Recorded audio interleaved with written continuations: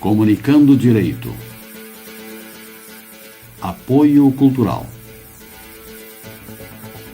Soster Imóveis.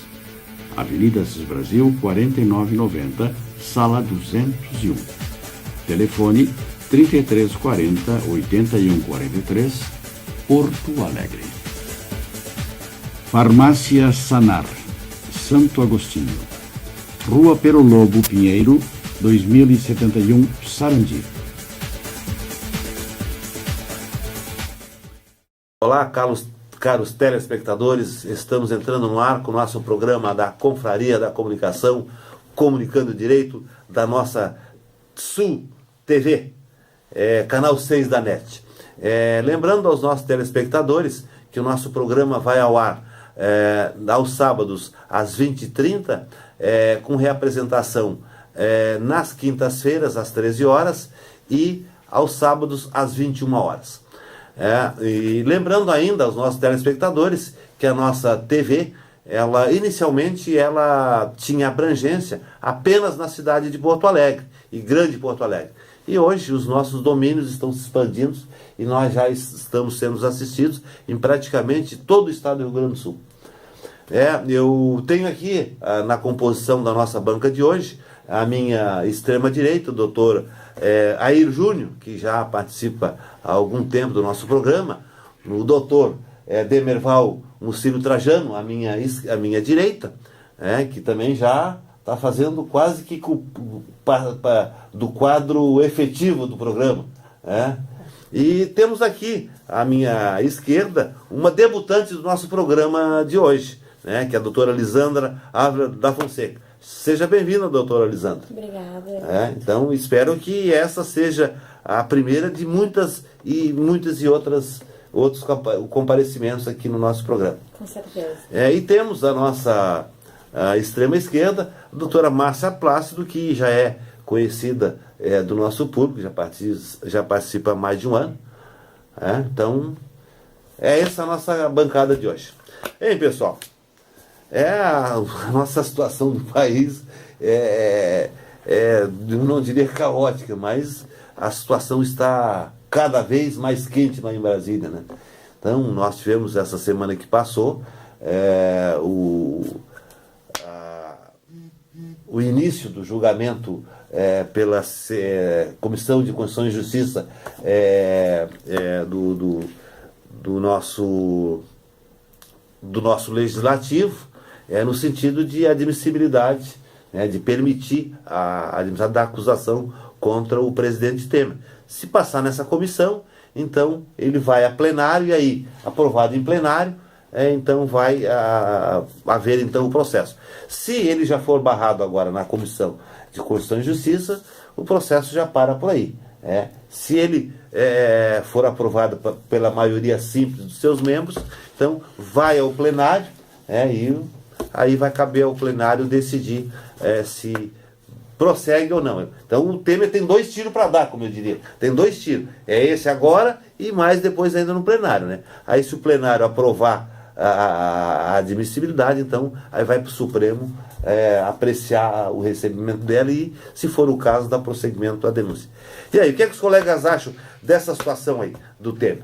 Como é que está a situação dele? Ele vai ser processado ou ele vai conseguir brecar essa investigação aí? Bem, o parecer do relator já foi favorável, não é, doutora Luiz, do CNJ. Então, assim, esperemos que sim, que prossiga, que a gente, que eu digo assim, que o país consiga, que tenha os votos necessários para que vá a plenário, não é? Porque em plenário, até assim, se não me engano, ele precisa contar com 171 votos. A maioria qualificada, 2/3 dos... o 171, aquele que a gente conhece, não é? Precisa de 171 votos. Então, assim, vamos ver, se os nossos parlamentares vão ter coragem de votar, favoravelmente ao Temer e contra o país, eu diria, tendo em vista que logo em seguida, já acontecem eleições novamente. E eu acho que isso efetivamente vai queimar o filme de muito político, não é? Provavelmente não queiram morrer abraçados com o Temer. E como a gente havia conversado algum tempo atrás, o Temer está provando uma dose do próprio veneno, de repente, porque assim como ele fez na época, né, do impeachment da presidenta Dilma, que ele abandonou o governo, não é? E assim também o PMDB abandonou o governo, deixando a presidenta numa situação mais difícil do que já estava. E ela era acusada na oportunidade de pedalada fiscal. Né? Se a gente for levar em consideração agora as acusações que existem, né, em relação ao Temer, por favor, então, sim, ele tem que ser afastado imediatamente. Né? A gente pode observar isso, inclusive no exterior, no G20, ele virou meme nas redes sociais, não é? Porque assim, ele não foi assim reconhecido, parece, né, pelos outros presidentes lá presentes. Assim, ele é desprezado praticamente dos locais onde ele chega, não é? Eu entendo que em função disso, de toda essa situação que o resto do país, do resto do mundo vê, né, que o Brasil realmente ele virou uma piada internacional. Eu espero que sim, espero que aconteça. Doutor, e aí? Só que tem uma diferença entre ele e a ex-presidente Dilma Rousseff, que ele é um ótimo articulador político, né? Então, e a presidente Dilma, na época do impeachment, ela não soube... Além de um ótimo negociador. Sim, um ótimo Está negociando cargos lá e emendas. Mas é justamente por isso, articulador político, essa questão política, né? Então... Comprando votos, assim, dá para dizer, né? Em princípio, dessa forma, né? Mas eu acredito ainda que, como diz aquele brocado latino, né? Alia iacta est. Eu acho que a sorte está lançada. Eu não vejo assim, porque eu vejo um lado e vejo o outro. Está muito indeciso. O pessoal diz que vai se admitir essa denúncia, né? E outra parte diz que não se admite a denúncia, né? Então eu vou esperar para ver, né, neste caso. Mas se fosse uma questão jurídica, eu acredito que sim, que seria admitido. Mas é que agora, né, em que pese ter sido feita e muito bem articulada aí o parecer aí favorável, né, ao recebimento da acusação, eu acredito que essa é mais uma questão política, né, mais uma questão de ajuste de um deputado um vota com o outro, na verdade, né? E infelizmente, se for essa parte, se for assim, sobre esse prisma, aí, sobre esse aspecto, eu acredito que vai ser barrada essa denúncia, em primeiro momento, né? Acha que não passa da acredito que nesse primeiro momento... Eu disse, no começo até estou me contradizendo, eu disse que a sorte estaria lançada, mas eu acredito, assim, de minha convicção, né, que em que pese a sorte esteja lançada, eu acredito que não passa essa primeira... Mas é que se tem aquela estratégia, né, do Dr. Rodrigo Janot, que desmembrou em várias, né? Então pode que a outra, né, seja aceita, né? Mas eu acho que ele é um articulador político, isso é verdade, mas o PSDB já está desembarcando do barco dele, então ele já começa a ficar fragilizado. Alguns do PMDB também já não querem se comprometer, porque tem eleição logo em seguida aí, não querem, né, se expor, né? Então eu vejo assim que está sem credibilidade para continuar. Eu acho que deveria passar. Se vai passar ou não, eu não tenho... Mas assim, o Brasil está sofrendo muito com isso. Seria bom que passasse. Seria bom que afastasse ele. Ou que ele tivesse a grandeza de renunciar. Mas isso é bem provável que ele não irá fazer. Né? Ele disse que ele só sai de lá morto. Mas ele teve a disfarçatez politicamente morto já está, doutor. Né? Que nem que haja clamor popular, ele não se candidata à reeleição. Clamor popular pelo Temer. Como se candidatar aqui? Eu acho que ele não ganha mais nem para vereador. Novamente. Ele não ganha mais nem para vereador agora. Eu estava dizendo para os colegas anteriormente, eu acredito que ele, como o bom capitão do navio dele que ele vai morrer abraçado ao último lastro de madeira. Né? E aí, doutor não vai afundar. Hoje pela manhã ainda ouvi uma matéria no qual o advogado do Temer estava se manifestando e me deixou bastante intrigada a irritação dele. Eu acho que eles não estão conseguindo lidar com toda essa pressão popular, que ainda que escondida não está sendo demonstrada nos meios de vinculação. Os meios de vinculação estão fazendo mais pressão nesse momento do que a própria população.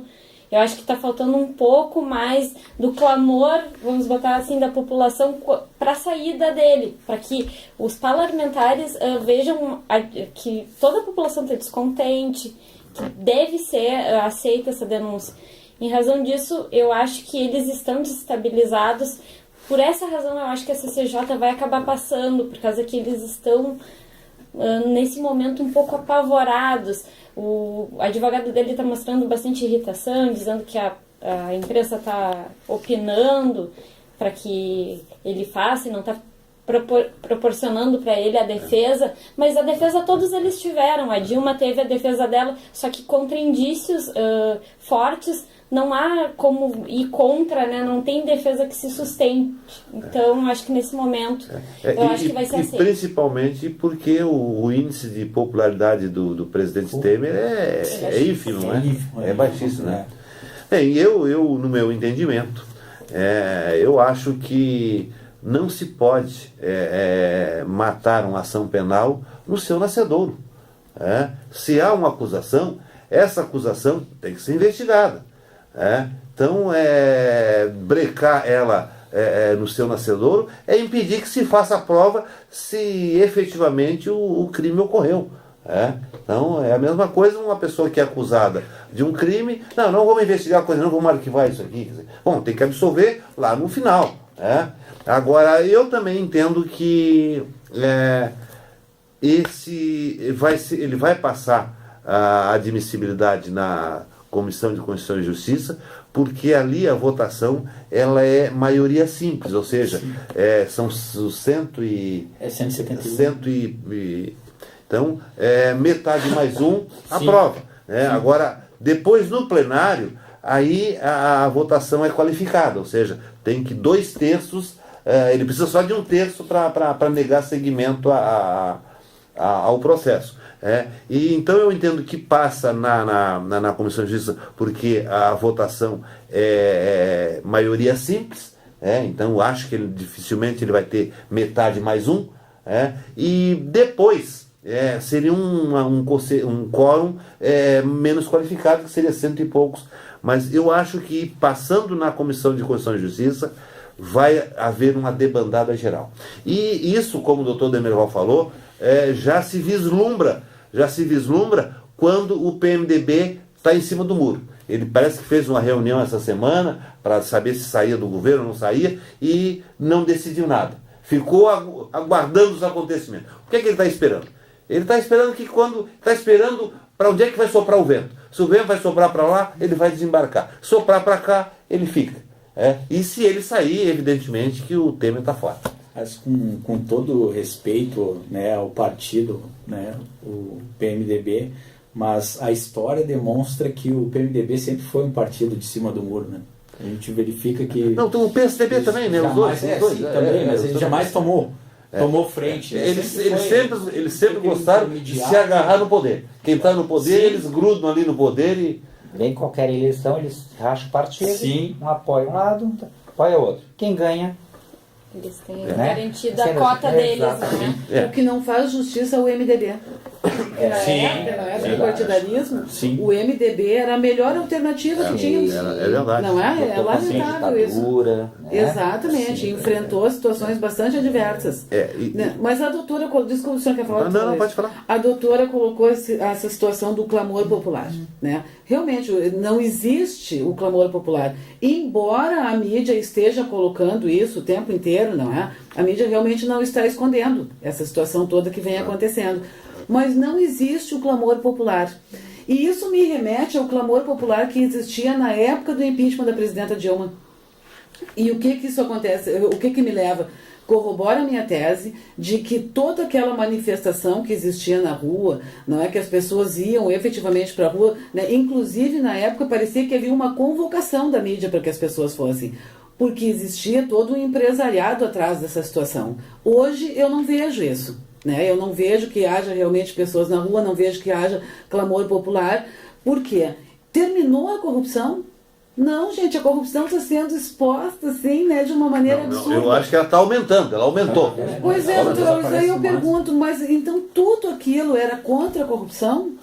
Era partia do povo? Sabe o que acontece, colega? O descontentamento tem, mas o povo está tão cansado, está tão assim, que ele perdeu essa mobilização de, sabe, se expor, de ir contra, fazer passeatas, mas que o descontentamento geral está também. Eu acho que não, doutor. Eu entendo assim, ó, aquela época do Pato Amarelo, que sumiu o Pato Amarelo, né?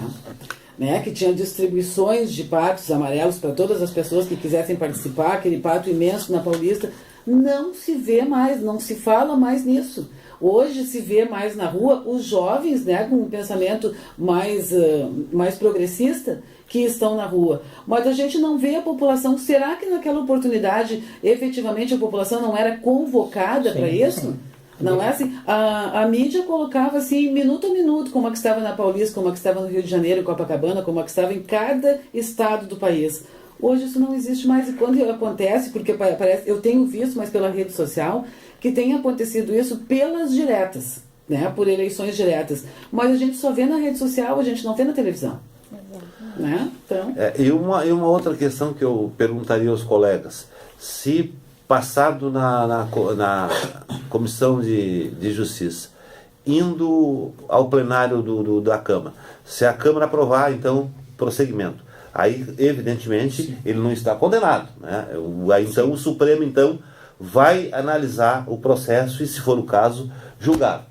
E aí, ele consegue voltar? Ele vai ser condenado? Vai ser absolvido? Eu acho que no Supremo ele está, doutor Luiz, eu acho que ele está bem guarnecido lá no Supremo Tribunal Federal. Acho que ele tem alguém por ele lá, você vai dizer. Gilmar Mendes. Mas tem o Gilmar Mendes, tem o ministro da Justiça, né, Alexandre Moraes, ex-ministro. Temos o Dias Toffoli. Mas eu acho que não tem maioria. Mas aí nós vamos para a questão jurídica. Né? Aí nós temos a questão jurídica, vai tratar da questão probatória, vai analisar, né, os fatos. Nesta parte, enquanto tiver sendo decidido pelo plenário, pela CCJ, nós temos mais um ponto de vista político.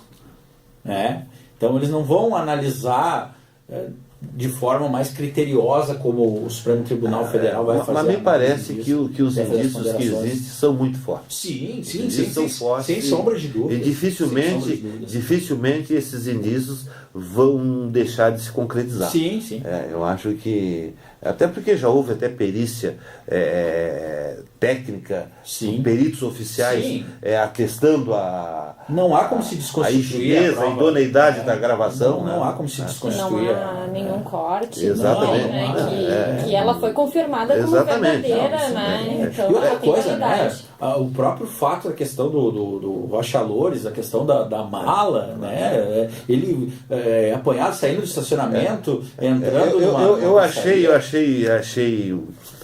até hilário o advogado do presidente Temer dizendo quando é que ele recebeu, onde recebeu. Tem inúmeros pontos. Ele recebeu na mala, só que ele devolveu. Eles devolveram porque a coisa estourou. Claro. Aí devolveram a mala. Ela não chegou ao seu destino, não foi por vontade dele. Porque a coisa veio à tona. A questão de romper a intimidade do presidente. O presidente estava numa residência oficial, né? O empresário foi anunciado, ele iria chegar. Ele era o intermediário. Sim, né? Ele era intermediário.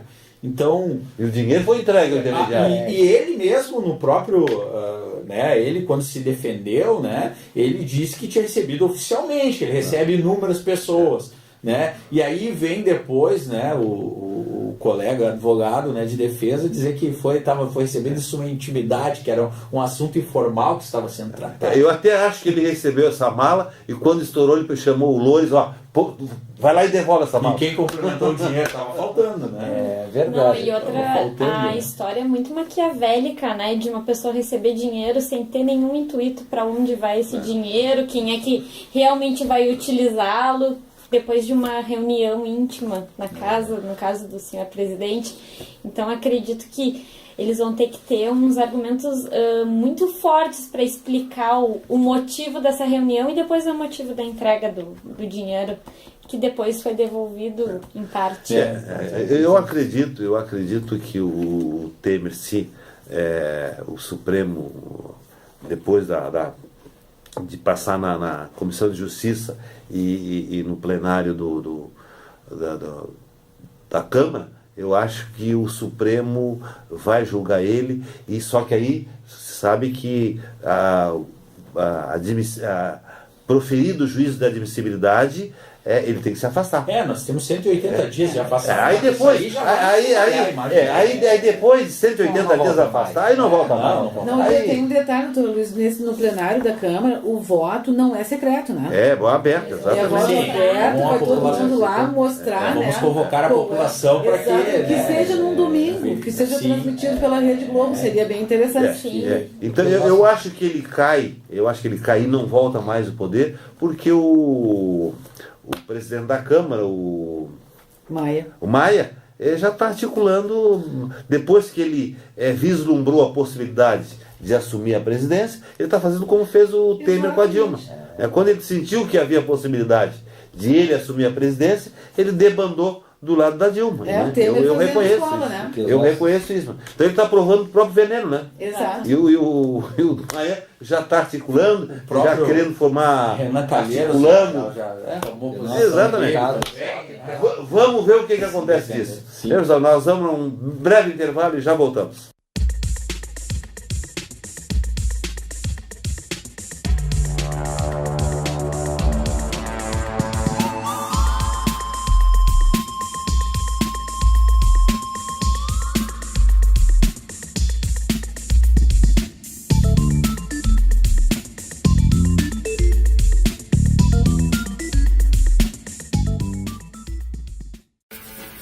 Comunicando Direito. Apoio Cultural. Soster Imóveis. Avenida Assis Brasil, 4990, Sala 201. Telefone 3340-8143, Porto Alegre. Farmácia Sanar, Santo Agostinho. Rua Pero Lobo Pinheiro, 2071, Sarandi. Estamos de volta com o nosso programa da Confraria da Comunicação, Comunicando Direito, da GESUL TV.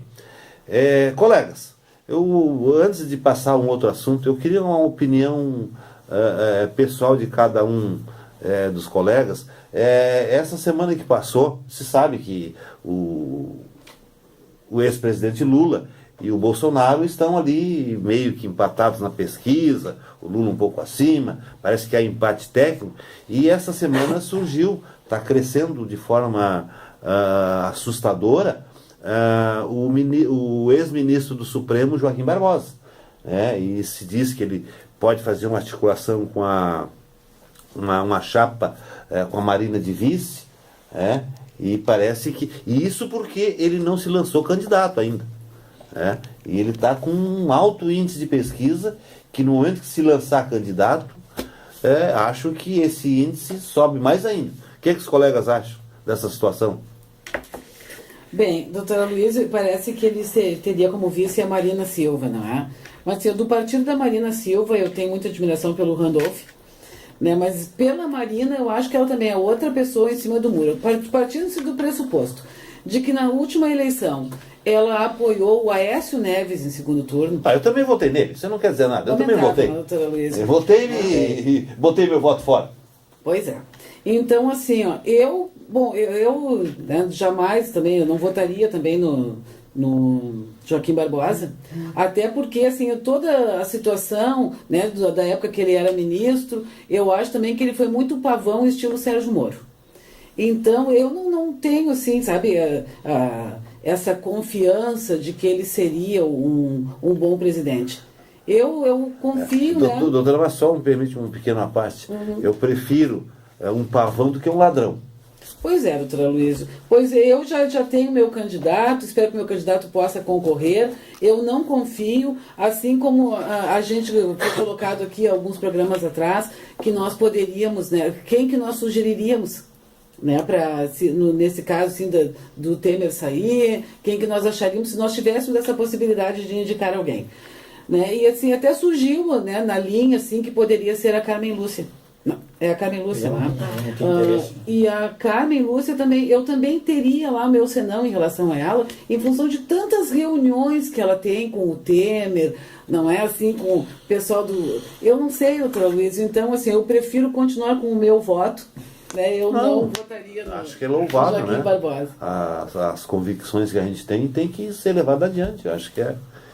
E a doutora, e o doutor aí? Eu sempre tive uma grande admiração, né, no período acadêmico, no período da faculdade, pelo Dr. Joaquim Barbosa. Todavia, certa feita ele fez um comentário desnecessário a respeito da nossa classe, né, disse que nós acordávamos aí ao clarear das 10 e iríamos trabalhar.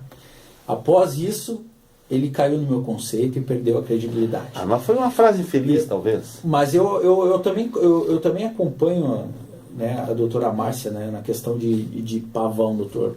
Em que pese também concordo com o senhor, antes um pavão do que um ladrão.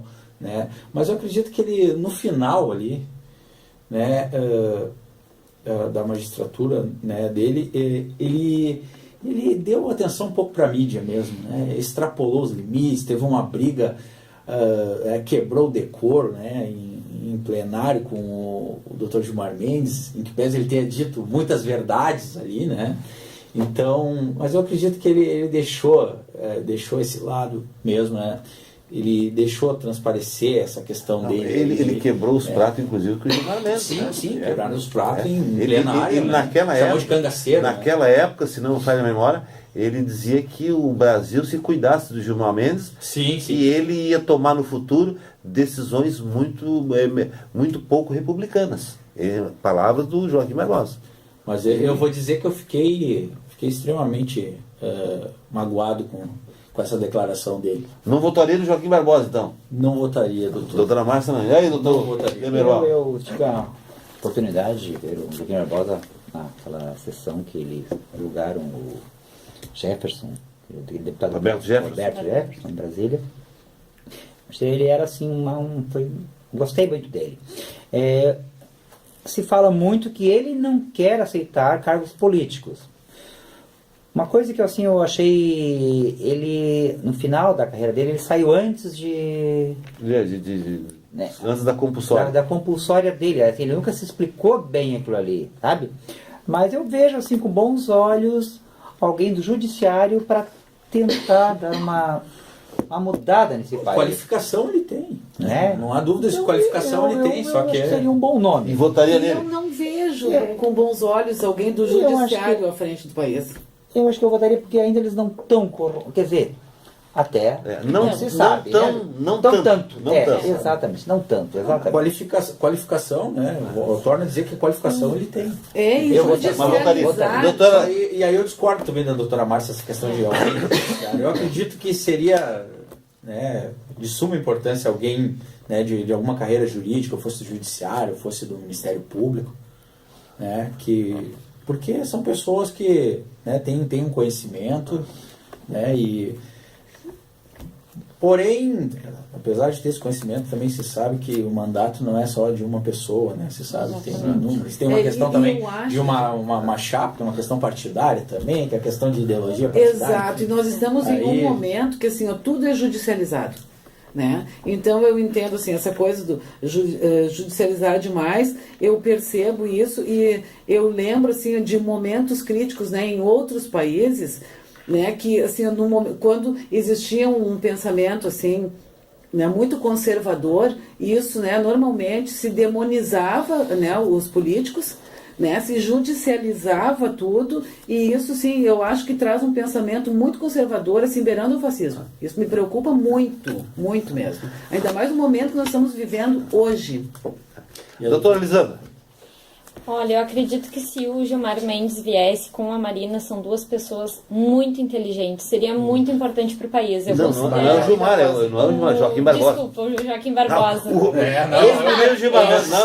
Ele tá na cabeça. Olha que o Gilmar Mendes assusta a gente. Assusta todo mundo. O Joaquim Barbosa é uma pessoa muito inteligente. A Marina, eu tive algumas oportunidades de escutar os comentários enquanto dizem que ela é a louca, por causa que tentam encaixar ela para que ela não tenha aquela abrangência do público, né? Mas eu acho que os dois não têm aquele consentimento da população ainda. Eu acho que o Gilmar Mendes, no final da carreira dele... O Joaquim Barbosa. Meu Deus. O Joaquim Barbosa, no final da carreira dele, demonstrou a que veio, no caso, demonstrando todo o conhecimento dele jurídico, é renomado, é uma pessoa que é considerada por boa parte da população brasileira. Mas eu acredito que ainda não no percentual que conseguisse fazer com que ele conseguisse chegar à presidência. A Marina, por sua vez, também. Ela já teve outras vezes enquadrando a chapa da presidência. Aquela vez que ela estava com o Eduardo, falaram que eles iriam ganhar, né, a presidência. Aconteceu aquele fato. Mas eu acho que, apesar de toda a história dela e mais a disciplina que ele teria para comandar o Brasil, eu acredito que não conseguiria se candidatar ao ponto de chegar à presidência, por causa que, apesar do Bolsonaro ter algum repúdio, ele ainda tem uma grande parte da população que acredita no ideal dele. E o Lula da mesma forma. Ele pode ter feito várias coisas que não condizem, né, com o que o brasileiro espera, mas mesmo assim a maioria da população ainda entende que ele seria um governante para a presidência. No meu entendimento, aquilo que eu tinha falado antes, ele está, se não me falha a memória, com 8% nas pesquisas e tem assim um número extremamente elevado de indecisos. A pesquisa também mostra isso, né? E parece que o Lula e o Bolsonaro estão tecnicamente empatados, mas é que o Lula e o Bolsonaro já se lançaram candidatos. E esse percentual que ele tem de 8% é sem ter se lançado. Então isso é muito importante na hora de avaliar a pesquisa. E eu entendo que se ele se candidatar, esse percentual vai crescer de forma muito acentuada. Eu acredito que o Joaquim Barbosa, de repente, venha a ser reconhecido pela população, por causa que hoje em dia a gente tem no Brasil uma estimativa que o judiciário está enfrentando a corrupção. Eu acho que isso aí pode elevar ele à presidência, mas por causa que está se tendo muita divulgação, que o judiciário está trabalhando, que a Polícia Federal está trabalhando em prol da população. Eu diria o seguinte, que eu entendo que ele seria um ótimo candidato por vários motivos. Primeiro, honestidade. Eu entendo que o primeiro requisito do governante é a honestidade. Não adianta eu ter um competente e ladrão. Eu prefiro ter um honesto, e se ele não tem tanta competência quanto o competente ladrão, ele vai se cercar de bons assessores, de bons ministros. Porque, na verdade, quem toca o país não é o presidente, ele apenas é o comandante. Né? Não adianta um bom presidente cercado de maus políticos, de maus ministros. Então, por esse motivo, pela honestidade. E tenho certeza que ele certamente ia se cercar também de ministros não corruptos como esse que está aí se cercou. O segundo aspecto, nós teríamos a oportunidade de eleger o primeiro presidente negro. Sim. Então, eu sem dúvida, se fosse candidato a presidente da República, Lula, Bolsonaro e Joaquim Barbosa, eu sem dúvida votaria no Joaquim Barbosa. Eu acho que nós fazemos um teste com alguém do judiciário para ver, né, doutor? Porque... Ele não é mais do judiciário, ele foi membro do judiciário. Ele fez o nome Tem uma carreira diplomática também. Porque de políticos a gente está... Se verificou naquele julgamento do Mensalão que ele não levava ninguém para compadre. Então quem não leva ninguém para compadre é porque não tem o rabo preso. Não tem conchavo. E nós temos aí correndo por fora também o senador Álvaro Dias, né? Ele já se declarou. Ele já saiu do PSDB para isso? Sim, ele estava. Eu até. Agora me surpreendi, acho que a semana passada, que eu acreditava que ele ainda estava. Ele esteve no Partido Verde, né? Não, ele está no Partido Verde? Não, ele está no outro, é um partido diferente, uma sigla. Saiu do Partido Verde e é um partido bem. É uma minoria. O problema que eu vejo do ministro Joaquim Barbosa é que ele não tem ainda. Eu acho que ele nem é filiado a partido.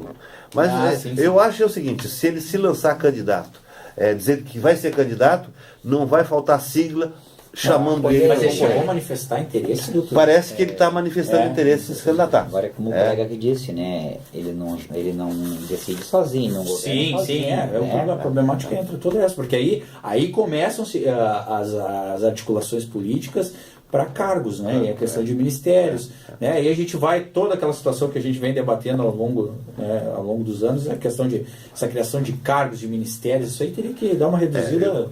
Eu vou drástica, né, na verdade. Tendo em vista que nesse momento nós não temos assim nenhum candidato a presidente que seja confiável, na minha opinião. Eu gostaria e que o ex-ministro Jorge Moro se candidatasse, que eu acho que ele ia ser imbatível nessa eleição. Sim. Eu sei que aquela população lá de classe mais baixa acredita muito nas pessoas honestas. Sim. Então, e acho que se ele se candidatar, eu acho que nós teremos aí tomara que ele não desista da ideia. Ele está começando a manifestar interesse em se candidatar. Ele ainda não se decidiu. Mas tomara que ele se decida, e acho que... Aliás, doutor, desde a época do impeachment ele vem dando declarações bombásticas. Né? Ele vem falando, falando sobre a política, sobre todos esses problemas que se tem enfrentado. Eu vejo, sim, doutora Luiz, que o presidente Lula ele fala a língua do povo, coisa que a presidenta Dilma não tinha. Ela não tinha essa, ela não conseguia isso, ela não conseguia atingir a população. Ela tem muita dificuldade de comunicação, coisa que o presidente Lula não tem. O Bolsonaro, eu vejo que ele vem de encontro a esse pensamento conservador que vem tomando conta do mundo, não é só do Brasil. Vide o Trump ter sido eleito nos Estados Unidos. Linha dura, né? Então, acho que o Bolsonaro, ele fala isso que a população quer ouvir, assim, que as pessoas podem andar armadas, daí, assim, em função, de todo um pensamento progressista que já esteve no país. Aí ele fala contra o gay, ele fala contra o negro, ele fala a favor da pena de morte, ele fala a favor da tortura, ele fala, não é? Então, assim, tem boa parte da população que se sente amparada com o Bolsonaro. Em relação ao Joaquim Barbosa, ele ser uma pessoa ilibada, assim, eu já vi, já li coisas a respeito, como, por exemplo, dele ter apartamento em Miami e dizer que isso não interessa, que não precisa, que não é. Então, assim... Mas eu também posso ter um apartamento em Miami, eu também não posso? Eu só tenho que ter dinheiro para ele. Ele ganha um bom salário. Eu já não posso, aí não tanto. Não, doutora Luísa, me deixe concluir. E assim, mas não existe prova, assim, bem como eu entendo que não existe prova contra o presidente Lula, e eu posso tranquilamente usar qualquer sítio ou apartamento que me empreste, embora o apartamento nem tenha vindo ao caso. Então eu digo assim, isso não serve também, Porque assim, alguém falou que tem um indício porque ele tem um apartamento, problema nenhum. Assim, o meu problema em relação ao Joaquim Barbosa é aquele que eu já falei lá no começo, é a pavonice e a judicialização do país. A judicialização eu acho que não ocorre. O judiciário intervém quando o legislador é omisso. Foi o que falaram, exatamente. Mas quando o juiz tem fã, doutora Luiz? O vácuo do... Doutor, só uma correção ali para o telespectador, que nós estávamos falando a respeito do partido do senador Álvaro Dias. Sim. Ele saiu da legenda do PV e ingressou no Podemos, uma nova legenda aí que eu não conhecia, Então, para que ele vai se candidatar por essa legenda. Bem, mas eu votaria no Joaquim Barbosa. Tomara que ele se candidate. A doutora Márcia falou do Lula, que ele fala a língua do povo. Ele fala a língua do povo dando migalhas, bolsinha disso, bolsinha daquilo, e o resto... Melhorando a qualidade de vida e arruma a vida dos amigos. E arruma a vida dos amigos todos. Doutora Luísa, é só a gente olhar lá o PIB que tinha antes e o PIB na época do... Tem algum ministro do Lula pobre? Eu não sei, doutora Luísa. Eu sei que a vida da população... O Gedel, viu a fazenda do Gedel? Ele foi ministro do Lula. Eu só posso lhe dizer a fazenda do Gedel lá com 7 milhões, melhor. A população tinha uma vida muito melhor. O Lula não deixou nenhum amigo pobre. E nem os filhos também, Os filhos também ficaram tudo ricos, É dono da Friboi, Lulinha. Agora a gente viu que é o dono da Friboi. Eu concordo com a doutora Márcia nesse aspecto, eu vou ser obrigado a discordar. Acho que ele se perdeu aí. Ele se perdeu nesse meio tempo, ele fez muitas alianças políticas. Muitas alianças. Eu acredito que com perdão da palavra e respeitando todos os beneficiários aí eu acredito que o Bolsa Família seja um bolsa esmola para muita gente, Infelizmente eu estou dizendo isso com todo o respeito. E eu acho que ela mascara muito também os maiores valores do Brasil. Não é um centro de distribuição de bens. O Brasil eu vi, não sei, vinculado, gente. Eu vi alguém falar uma vez dizendo que o Lula vendeu a alma ao diabo. Se for nesse sentido, assim, acredito que essa situação aí de fazer muitas alianças aí. Vamos aguardar os acontecimentos. Vamos aguardar. Quantas alianças vamos aguardar. Mas fica ingovernável se não as fizeram. Esse é o problema. É verdade. Bem, nós vamos a um breve intervalo e já voltamos.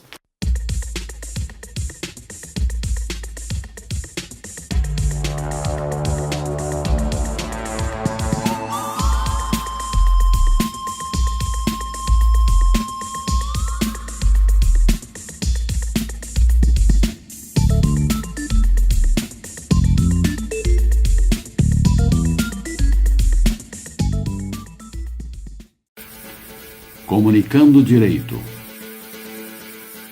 Apoio Cultural. Soster Imóveis. Avenida Assis Brasil, 4990, Sala 201. Telefone 3340 8143, Porto Alegre. Farmácia Sanar, Santo Agostinho. Rua Pero Lobo Pinheiro, 2071, Sarandi. Estamos de volta com o nosso programa da Confraria da Comunicação, Comunicando Direito, da nossa GESUL TV. Agora nós vamos passar aquela fase que os nossos telespectadores muito anseiam, que é as respostas aos seus questionamentos. E aí, doutor Márcio, como é que está a relação de questionamentos dos nossos telespectadores? Vamos lá. Telespectador não identificado pergunta se o particular goza da mesma prerrogativa que o fisco no que se refere à eventual decretação de fraude à execução em caso de venda de imóvel. Quem responde? Doutora Letícia? Doutora Lisandra? Isso, eu posso responder. Bom, conforme o artigo 185 do CTN, que é o Código Tributário Nacional, é possível verificar que quando se faz a alienação de um bem e existe já a certidão de dívida ativa contra a pessoa que está sofrendo a execução fiscal, ela não precisa ter aquele ânimos de boa-fé para transferir o imóvel. Se já existir a certidão de dívida ativa, o imóvel vai ser recuperado, né, pela fazenda, seja ela do município, seja ela do estado ou federal, daquele terceiro, mesmo que ele tenha comprovado que tenha boa-fé. Já quando é um processo na esfera civil, é possível verificar que tem que ter essa comprovação da boa-fé no caso do terceiro que está adquirindo o imóvel. Então, quer dizer assim, quando tem a fraude na execução fiscal, o bem vai ser retomado por aquela entidade pública, no caso, seja ela para cobrança, por exemplo, de um IPTU ou algum débito fiscal. Já quando estamos lá na esfera civil, que é um credor que tem, às vezes, um empreendimento pequeno, ele vai ter que comprovar, no caso, para retomar aquele bem que foi feito de má fé. Então, essa seria basicamente a diferença. Eu acrescentaria, inclusive explicando aos telespectadores, o que é que seja fraude à execução. Fraude à execução é uma decisão judicial que é proferida num processo em andamento quando verificado que o devedor de alguma dívida faz alienação de um patrimônio. Sim, dizendo resguardar ele. Exatamente. Faz Então, o juiz, no transcorrer do processo, se o credor mostrar que a pessoa que deve para o credor tinha um patrimônio e vendeu aquele imóvel, ele pode, no processo, dependendo das circunstâncias, decretar a fraude à execução, ou seja, ele declara a ineficácia daquela transação, sim, manda penhorar o imóvel vai a leilão, não importa que esteja no nome do comprador. E como a doutora Lisandra falou, só um pequeno acréscimo, que realmente, como ela disse, havendo a dívida com o fisco, não importa a boa-fé, a fraude se presume. Inclusive o STJ já está afirmando entendimento que não admite nem prova em contrário, provas júri et júri. Não admite prova em contrário. Está devendo para o fisco, é fraude à execução. Não importa a boa-fé ou má-fé de alguém. E em relação ao particular, inclusive tem até uma situação é diferente. Transferido o bem registrado no álbum imobiliário, esse terceiro, para que seja decretada a fraude, tem que fazer a prova da má-fé do terceiro. Ou seja, ele é que tem que fazer. Aí é difícil provar má-fé, é uma coisa muito subjetiva. Né? Então, aqui, respondendo ao telespectador, eles não gozam da mesma prerrogativa. O particular é extremamente onerado com uma decisão e o fisco goza de uma vantagem nessa história. Só vou fazer um pequeno adendo, no caso, se alguém ficar com alguma dúvida, eu falei sobre o artigo 185 do CTB e a súmula que a doutora Luiz falou é a 375 isso, que serve para os particulares. Exatamente. Segunda pergunta, não? Telespectador não identificado pergunta qual a cautela que se deve adotar quando se compra um estabelecimento comercial, onde vai assumir o ativo e passivo da empresa que vai ser adquirida. Bom, neste caso, em primeiro momento, né, deve-se atentar para as questões do estabelecimento comercial que ele está adquirindo. Né?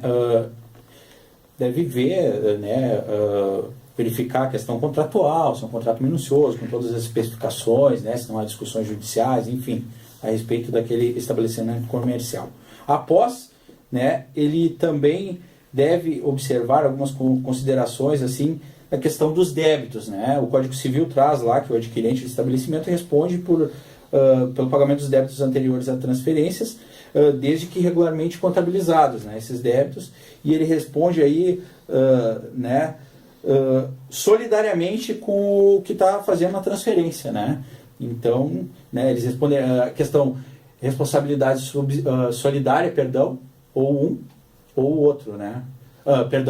Essa seria a responsabilidade subsidiária. A responsabilidade solidária seria tanto um quanto o outro pode, né, pagar. Nós temos também a questão ali do Código Tributário Nacional também, que ele tem lá no artigo 133, né, ele traz também que a pessoa natural ou jurídica e direito privado que adquirir de outra o estabelecimento comercial, né, responde ali também pelos débitos fiscais, né, que tiver ali também pelo período, né? Então, ele responde integralmente se o alienante cessar a exploração do comércio ou subsidiariamente. Aí nós temos a questão subsidiária, né? Eu havia falado da solidária antes, né? Solidária ou tanto um quanto o outro, né? E a responsabilidade subsidiária pode ser parte de um e parte de outro, né? Você tem parte aí neste débito.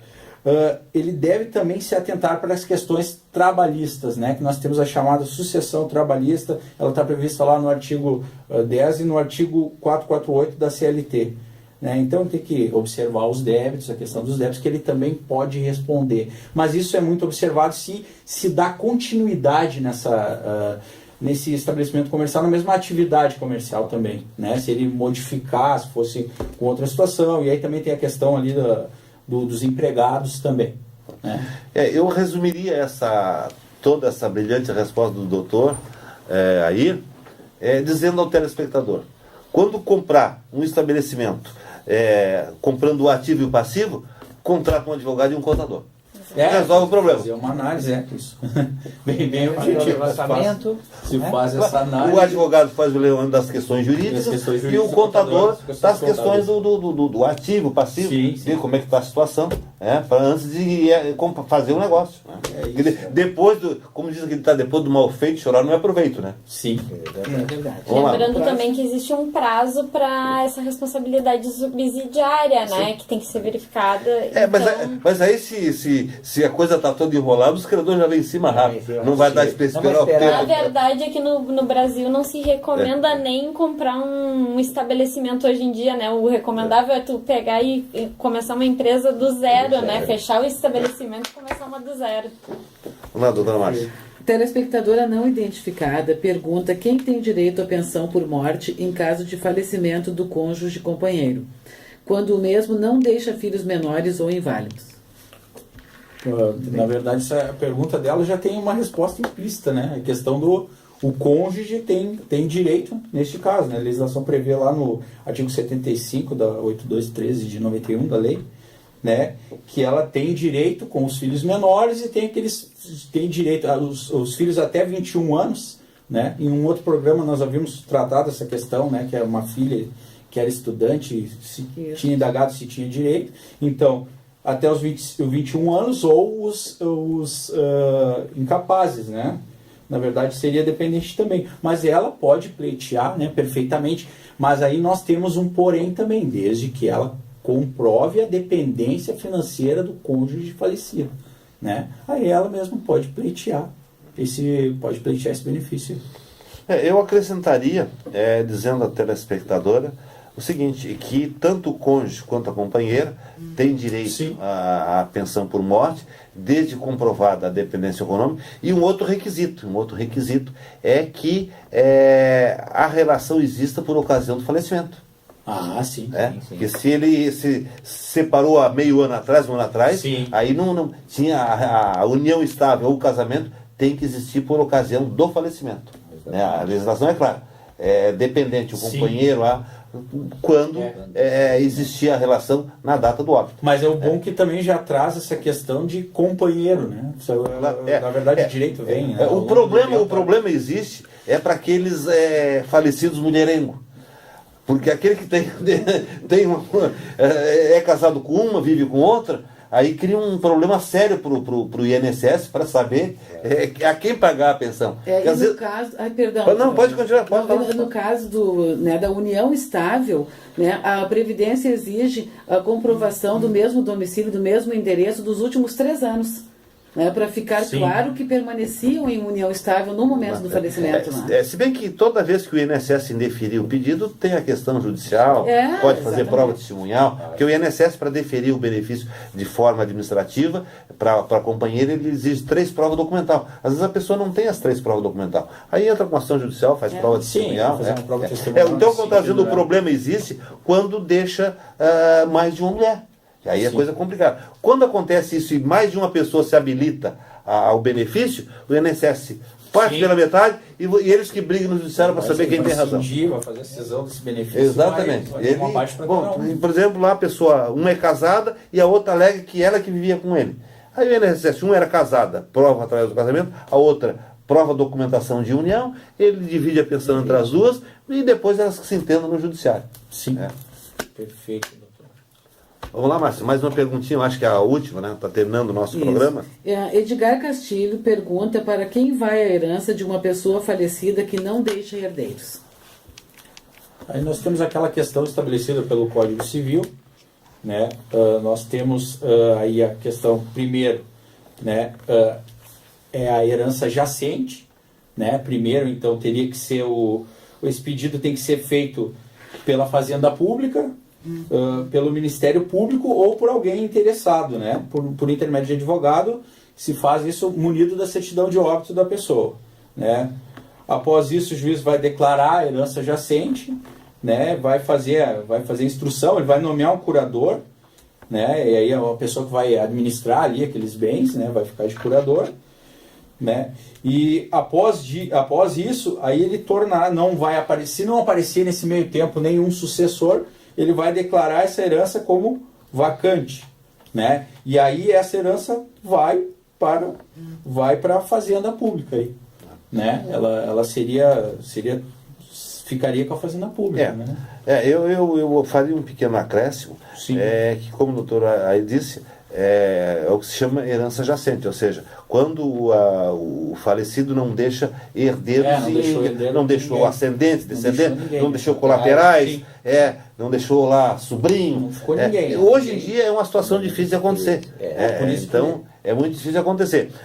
Mas desde que, por exemplo, aqui ele não esclarece na pergunta. Ele pode deixar testamento para qualquer pessoa. Perfeito. E ele não tendo descendentes ou ascendentes, justamente para que não fique exatamente, ele vai passar para um conhecido, um amigo, uma entidade filantrópica, né? Então, não deixando testamento, aí então é que vai para... Bem, pessoal, está terminando o nosso programa. Eu agradeço a presença do doutor Air, do doutor Demerval, a doutora Lisandra, a doutora Márcia. Então, muito obrigado pela colaboração com o nosso programa e agradeço aos nossos telespectadores pelo privilégio de tê-los conosco nesse programa e lhes digo que nos aguarde até a próxima semana. Isso aí. Hoje em dia a herança já é muito difícil. Não fica. Na verdade, todo mundo tem um amigo, pelo menos, na vida. A pessoa geralmente vai resguardar, mas como a pergunta dele disse que não deixando para ninguém, não tinha ninguém, pode doar 100%, né? Ele não abriu a possibilidade. Não tendo herdeiros, ascendentes ou descendentes. E colaterais já pode. Já pode? Colaterais pode. Ficou claro que era para sim, não é para ninguém. Colaterais são irmãos. O juiz faz aquilo, procura para ver se alguém vai dizer, opa, peraí, eu tenho. Não tem, no meu curador passou isso, vai declarar necessários. Só não exato. pode quando herdeiros necessários. Exatamente.